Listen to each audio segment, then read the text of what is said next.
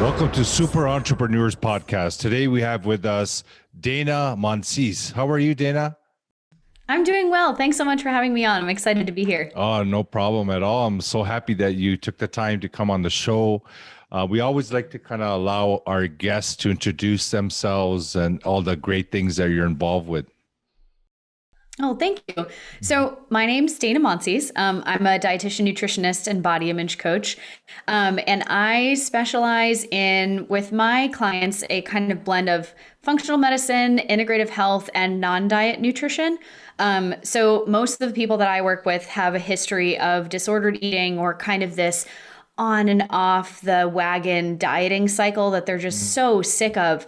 But at the same time, they usually have these clinical symptoms that they're coming to me for, and they don't know what to do. So they're kind of caught between a rock and a hard place of, I've got bloating, or I've got gut issues, or I've got thyroid issues, but I really don't want to be doing these elimination diets anymore. So they're caught, and then they come to me and we find their way out. So how can you explain that, their way out? Like, how do you do that exactly? Yeah. So the interesting thing about when people come to me is they're like, okay, you're a dietitian. You're just going to give me a list of foods to eat and not eat, which is exactly the opposite of what I do. It's the perception, right? Yes, exactly. Yeah. And it's funny also because, it kind of comes with the territory of people here. Oh, you're a dietitian, just like out in the world and friends and stuff. Oh, so do you eat super healthy? Like, are you on diets all the time? All the time. Like, no, quite the opposite, actually.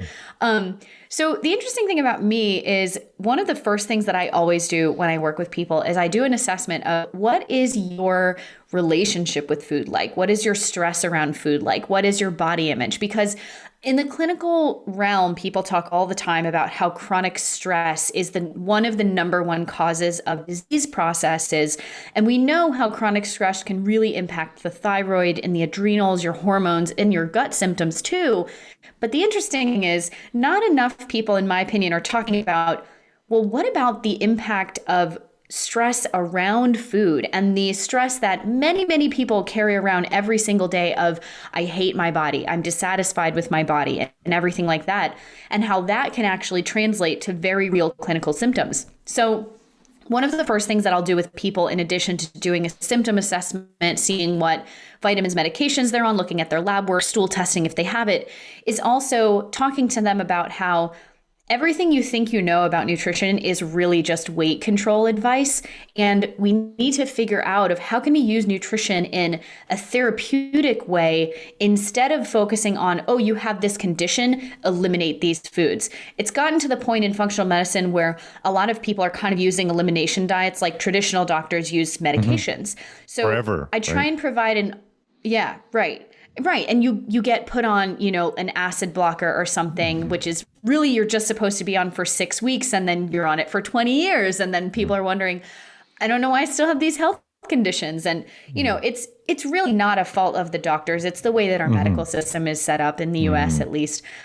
So I don't want to be, throwing blame everywhere. Of course. Yeah. But just, providing an alternative way to think about things. And one of the things that I love to do with people is a lot of re-education about nutrition, on how it can be very healing when you use it in an abundant and add in kind of way. And also working on your relationship with food and your body image, which can translate to real changes in your clinical symptoms. Mm-hmm. So really it comes from the foundation of stress that even would cause these problems, that they would need a dietitian. So it kind of spans backwards to the stress if you look back. Yeah, definitely. And the stress is a massive piece of it. It's obviously not going to be the only thing, right?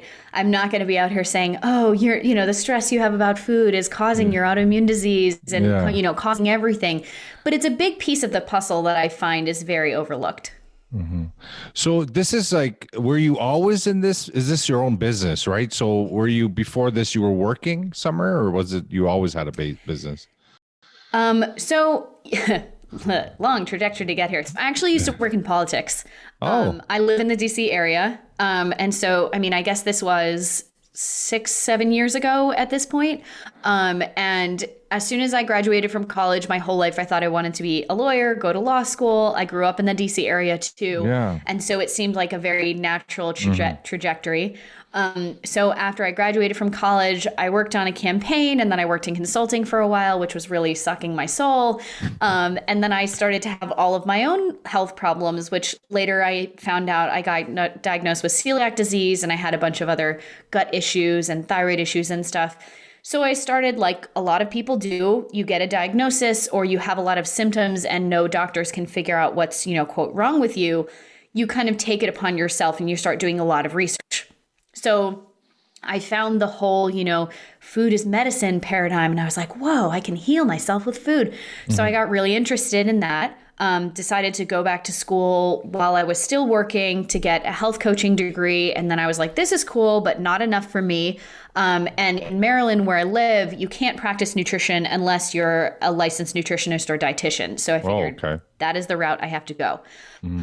So I went back to grad school for that and started my own business. And a couple years later, here we are. So it's been 2 years since self-employed. It has been... it'll be coming up on 6 years, actually. 6 years total. Okay, that's great. How has the journey been? It's definitely been a journey. As anytime you have your own business, there's a lot of figuring it out for yourself. There's a lot of, blood, sweat, and tears, for lack of a better word. And there's also, a lot of figuring out of, I have to do the business side of things. I have to be able to, make a profit to support my life. But at the same time, you got to be doing something that you enjoy, at least in my opinion, and that you are also feeling very fulfilled when you're doing it.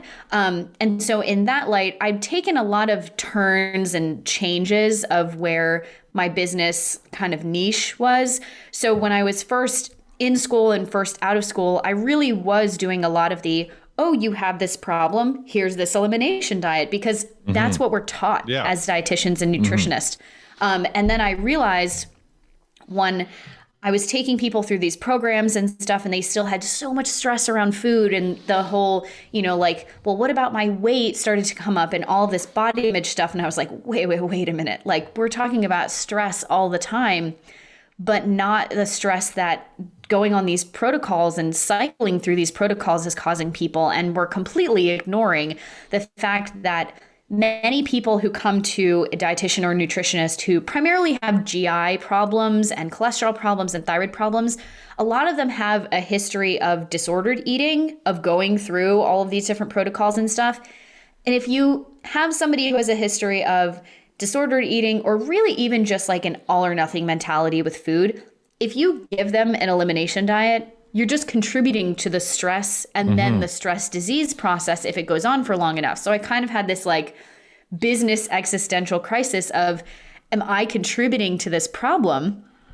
And so then I completely shifted my philosophy to where I am now. And it's taken a good 2 years to really iron out how I wanted to change everything like that and what that would actually look like when I worked with clients. A lot of self-experimentation, seeing what worked, what people liked and what they didn't like, and just, always fine-tuning things. And now here we are. That's awesome. That's great. So I want to talk to you about specifically the diet, being in ketosis and intermittent fasting. What are your views on those? Together, so, I mean, as a combined, they do not just ketosis, but intermittent fasting with ketosis, being in ketosis. Okay. Yeah. So from a research perspective, ketosis and the keto diet was really designed for kids that had epilepsy or other, mental health conditions, because doctors found and researchers found that the brain's primary fuel is glucose, carbohydrate, sugar, right? So if you're able to switch that fuel source by primarily consuming fats, moderate protein, and low carbohydrate in the brain, they say that, the fuel is a lot cleaner. So kids were having fewer episodes, fewer, schizophrenic episodes and, stuff like that, which is really great, for that population of people. But anytime something like that is discovered, the capitalistic marketing machine that is the country that we live in and the civilization we live in is like, ooh, wait, low carb, we can turn this into a weight loss diet, right?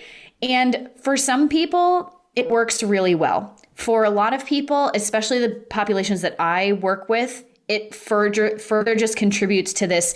Now we have even more fears around food, and we have even more, rules and food shoulds and everything. And then when they come to me, some people are eating as little as like 5 foods because they've done, like paleo, and they've done intermittent fasting, and they've done keto, and they've done all these things. And so then they're like, I have all these rules and I just don't know what to eat anymore.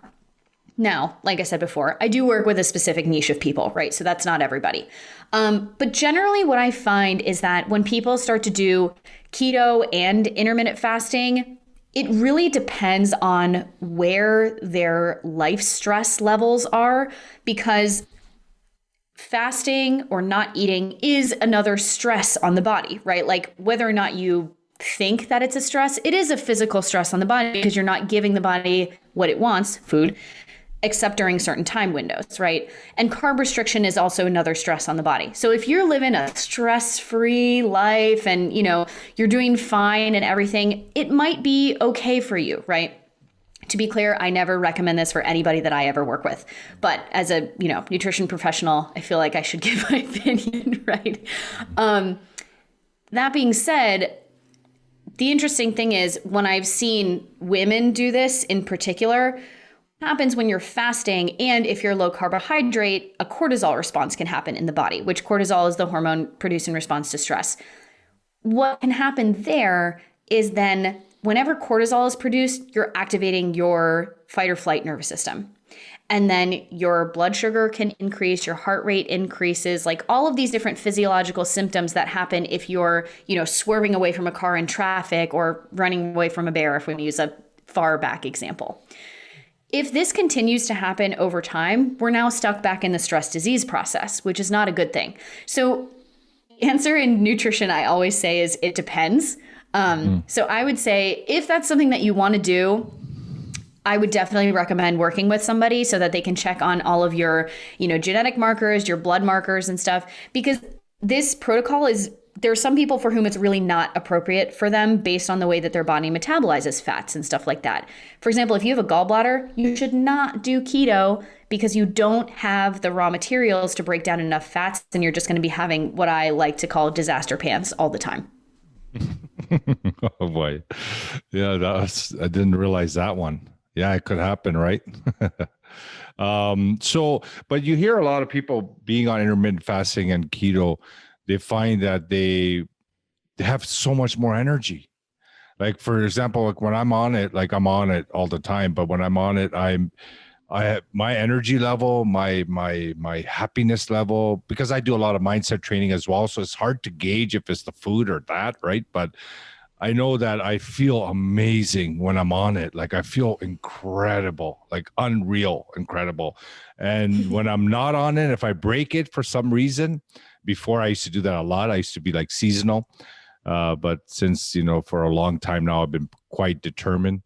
But when I see that switch, I would feel it. I'll say, oh my God, I'm missing out on something, so I want that energy back. I want that happiness. I want those things back. So I go back on it. Then again, the beginning is hard. The first 2 weeks, the headaches and all that. But after that, I don't know how to explain it. So, and a lot of people talk about that feeling and that energy level. So is it just based on the person? Because there's bad as well, right? Some people, they don't respond that well to it, right? So is it just the DNA of the person?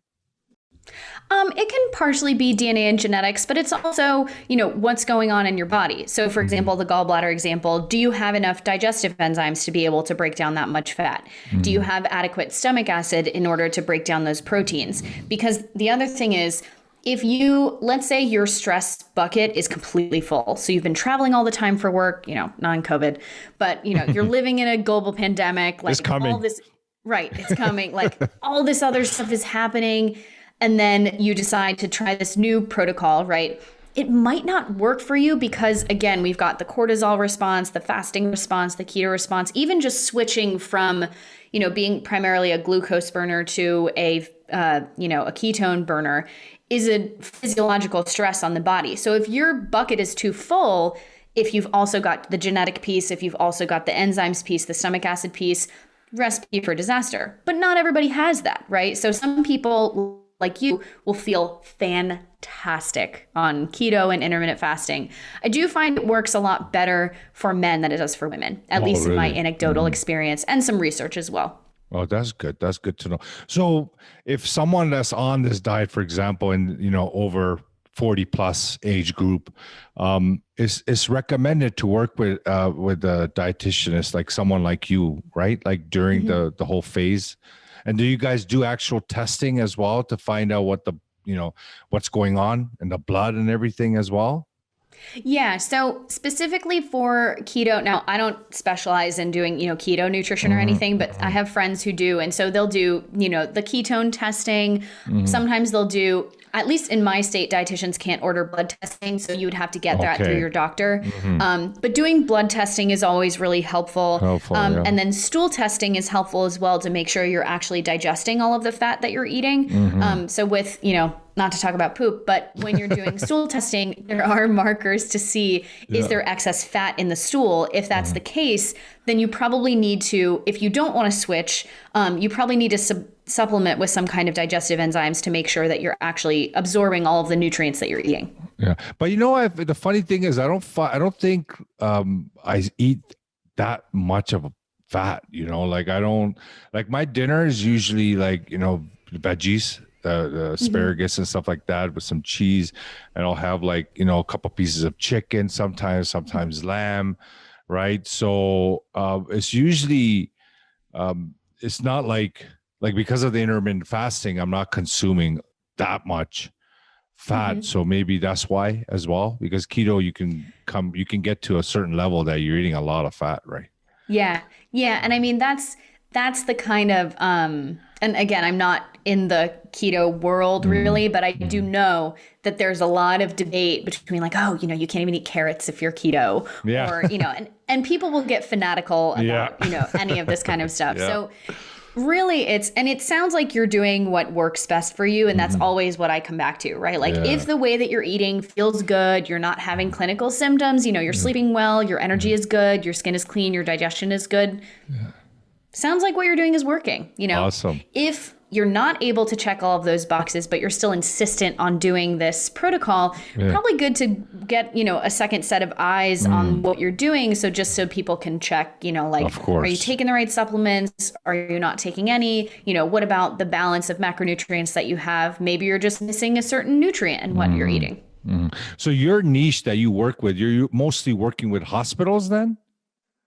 No, so I work in private practice, Okay. And I work with patients mostly one-on-one. I also do online group coaching programs, but right now I'm mostly focusing on one-on-one. And I get, mostly I work off referrals from people in my area. So it'll be like I work with some personal trainers who send me referrals, physical therapists, a lot of therapists in my area, especially if I've got people who are dealing with, depression, anxiety, eating disorders, or disordered eating. I'll get a lot of referrals from there too. But yeah, I don't work in a hospital, and I'm very grateful that I don't. Yeah. I can imagine. So this whole COVID thing, right? Did you branch off to the online world like I did and many other entrepreneurs? Did it shift? I know you're saying that you get a lot of your patients locally through referrals, but have you taken your business online? So I had luckily always been online. Okay. So I was always primarily online, and then I would also see some patients in person. But it was probably like a 75-25 split in terms of online 75% and in person 25%. I've also worked as a swim coach for the past 12 years, I want to say. And so some of my clients are also, swimmers or families of swimmers. So all that's going to be local as well. But since COVID, everything has been 100% online. But I do consider myself pretty lucky in that I already had online platform where, where I saw clients, everything's privacy protected. I had all the systems down and everything. Perfect. That could have been disaster. Yeah, well, for me, we were all brick and mortar, so it was a big awakening call. That if you're not online, you're It's not going to be good for you. So this was a really good wake up call. And there's a lot of business that were already in the online space, like yourself, but there's so many that were not, but it actually pushed them to go online, because really, if you want to take your business next level, you have to be online. Yeah, definitely. And, you know, it was funny. So speaking of like the physical therapy practice that I work with, they were obviously all in person. And so the nice thing about having a referral network of practitioner friends in the area is you all help each other out, you know? So when COVID was first happening and all of the, you know, the gyms and the personal trainers and physical therapists were like, we don't know what to do. I was like, hey, don't worry. Like, I can help you a little bit. I can't give you all of my time, but I'm happy to help you, you know, set up like an online platform or how to do online courses or anything like that. I mean, it was really just survival mode for everybody and trying to help out who you could. It's so true. I owned a medical clinic as well, a facility here in Toronto, Canada. And, you know, I work with physical therapists and chiropractors and massage therapists. So I know that realm. But that's great. We always like to ask our guests, like, what is their superpower, inner superpower that got them to this point in their life? Let's see. This is going to sound so cheesy. It's okay. It's okay. There's no right or wrong answer. It's just really. No, I know. I mean, I think the thing that has helped me the most in business is I'm a very determined person, but also I really care about people. And I think you have to do that if you're in, you know, a service-based business. Is like, I really care about my clients and their well-being and everything. And a big reason of why I got into nutrition in the first place is I never wanted anybody to have to go through the same mess in terms of illnesses and everything that I did when I was younger. And that's one of the whole reasons that I got into nutrition in the first place. Of I want to teach people how to heal using, you know, non-traditional, I guess, medicine modalities, because to be quite honest, traditional medicine had failed me. I'd been in and out of, you know, doctor's offices for years and nobody could figure out what was wrong with me, when the only thing that was really wrong with me was I had celiac disease, which means I was eating gluten and my body has an autoimmune reaction to gluten, which means I can't eat it. But nobody ever asked me what I was eating. And it seems so simple at this point and kind of a given now, because I think a lot more doctors do talk about food with their patients and stuff. But to me at that time, also being in my early 20s, I was like, this is a failure of traditional medicine and I want to, you know, find an alternative route and everything. And obviously I, you know, have grown from that, and traditional medicine is extremely important, right? We've seen over the past year, but for a lot of other reasons too, right? And so I think, you know, me always wanting to look out for my patients and make sure that they weren't trapped in the same cycle that I was in, of just being, you know, bounced around from a bunch of different practitioners and not knowing what was wrong and having to figure out not everything, but most things on my own. And then it taking years of schooling to get there. It was like, okay, well, I now have all of this knowledge and this practical experience and, you know, working with patients and everything. Let's try and help people so that they don't have to go through that multiple year, you know, thousands of dollars journeys that I did. Well, that's great. That's great. Thank you so much for that. Is there any kind of recommendation you want to share with anyone, you know, looking to get into this kind of business that you're in? So I would say if you want to get into nutrition, there's a couple different ways you can go. So funny anecdote, a lot of people get into nutrition because they're obsessed with food, right? It's like, and they're just, I'm really good at dieting and I want to like learn how to teach other people how to do diets. Yeah, it really is. So I would say if you're interested in looking in, the first thing that I would do would be to look up the laws in your state, because nutrition is kind of tricky. If you go the registered dietitian route, you can practice anywhere. There are a lot of online nutrition programs that have a lot of great information in them. But if you do those and you don't meet the laws of your state, you can't legally practice there. So that's the first thing that I would do. And I'm pretty sure the website is nutritionadvocacy.org, where you can go look up your state and the laws of your state. It is a little bit different right now during COVID for telehealth. But in general, you do have to have a certain degree of licensure in order to practice in most states in the US. So I would start there. And then the two main routes that most people will go will either be a registered dietitian or a licensed nutritionist. Both of those, I think as of next year, maybe even this year, require a master's degree. So yeah. So the dietitian route used to be an undergraduate degree, and then you would do your clinical rounds, have to get, depending on the state, about 1,000 hours of clinical supervision, and then take your board exam, which at least in Maryland is the same for a licensed nutritionist, but it was a master's degree. Now both of them are master's degrees. So I would just do some research. You know, most of the dietetics programs are mostly based on the government's dietary guidelines. It's very clinical in the sense of like, here's the vitamins that you need, and we're going to, you know, not every dietitian is like that, but that's mostly what the schooling is like. The program that I did at Maryland University of Integrative Health is more of a holistic approach. So we do like a lot of lab testing, and we do whole body analysis as opposed to just here's the diet and here's what you should be eating. Granted, I didn't go through the dietetics program, right? So this is just what I've heard from other dietitian friends and everything.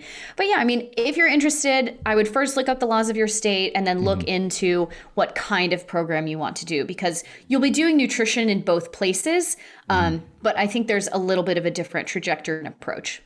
Excellent, Dana. And, you know, that's a great suggestion. You know, obviously, whenever you start anything, you should be researching, and especially because it's a health related career, you definitely want to do your research.